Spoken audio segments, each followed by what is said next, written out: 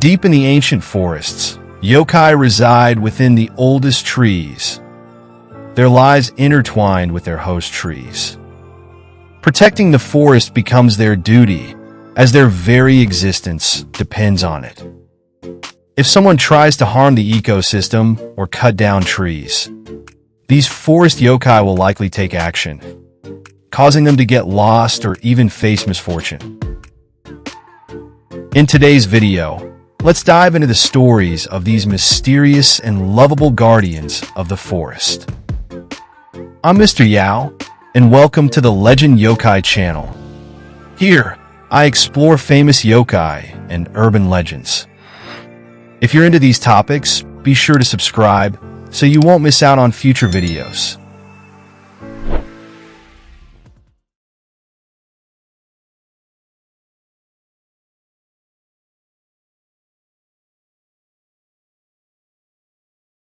In the deep mountains and ancient forests of Japan, the oldest trees are believed to develop souls, which manifest as spirits known as Kodama.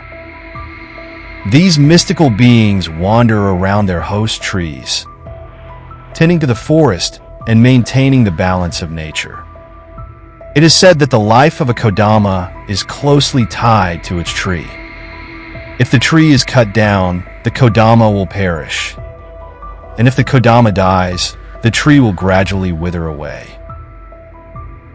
Because of this, the Kodama's lifelong mission is to protect its host tree and the entire forest.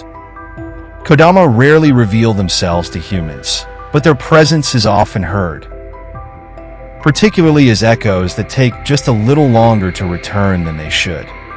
Such occurrences are believed to be the playful mischief of Kodama. They sometimes appear before those they favor, taking the form of faint, distant orbs of light or, on rare occasions, small, vaguely human-shaped figures with curious forms. Kodama are revered as tree spirits and guardians of the forest. They bring vitality to the land surrounding their woods. And when villagers discover a tree inhabited by a Kodama, they mark it with a sacred rope called shimei-no-wa as a sign of respect.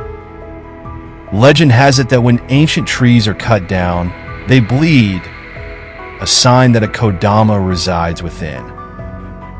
Felling such a sacred tree is considered a grave sin, one that brings powerful curses and destruction. If someone gets lost in the forest, Kodama will guide them out through various means. However, if the lost soul is wicked, the path Kodama leads them on may instead take them straight to the lair of sinister yokai, where they will be devoured. This bears some resemblance to Kitsunabi, the ghostly foxfire, except Kitsunabi deceives anyone it encounters, while Kodama only mislead those they dislike, especially evildoers.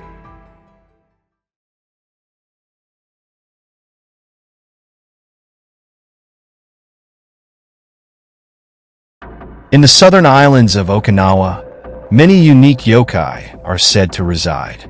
Among them, a mysterious creature inhabits the forests, a yokai that resembles a child. They are about the same height as human children, with wild, thick, bright red hair and red skin. Wearing skirts woven from grass, they move by hopping rather than walking. This yokai is none other than Okinawa's famous Kijimuna. Kijimuna exist in both male and female forms. Although they grow older, their bodies remain child-sized forever. However, their gender characteristics develop exceptionally well, with male Kijimuna being particularly known for their prominent physical features. Typically, Kijimuna make their homes in the banyan trees of the forest. But more often than not, they prefer gathering near the sea. The lifestyle of the Kijimuna closely mimics that of humans in many ways. They fish along the coast, live in family units, marry, and raise children much like the local islanders. In rare cases, they're even said to marry into human families. Kijimuna's diet consists entirely of seafood. They are excellent fishermen, especially skilled at diving. They use these abilities to catch their favorite dish, fish heads, particularly those of the double-line barracuda. They have a special fondness for fish eyes, favoring the left eye over the right. Okinawans often blame eyeless fish carcasses found on the beach on the picky eating habits of the Kijimuna. Kijimuna have many unusual fears and dislikes. They despise chickens and cooking pots. They have an extreme aversion to people who pass gas. However, the thing they hate the most is octopuses. They go to great lengths to avoid them. If someone plays a prank on a Kijimuna using an octopus, they will face consequences. The Kijimuna will attempt to overwhelm the prankster using their distinguished feature, though they won't take their life. Still, pranking a Kijimuna is something one should never do. Kijimuna are not only childlike in appearance, but also in temperament. They are yokai with strong emotions, clearly distinguishing between those they like and those they dislike. If a Kijimuna takes a liking to someone, they will go out of their way to offer help. They might assist in picking hard-to-reach fruits from trees, or help fishermen predict the weather before heading out to sea, reducing the risk of maritime disasters.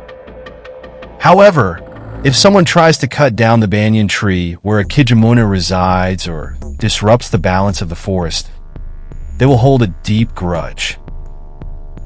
In milder cases, they might cause all of that person's livestock to perish. In more severe cases, they may carve small holes in fishing boats, leading to dangerous accidents at sea. The most terrifying punishment, however, is their magical ability to trap a person inside a hollow tree, making escape impossible and dooming them to starve to death. The nature of Kijimuna is the nature of children, so as long as we do not harm them, they will coexist with us in peace. With excessive development, lush green forests are becoming scarcer. Many of these ancient yokai tied to the forest have long taken on the role of protectors.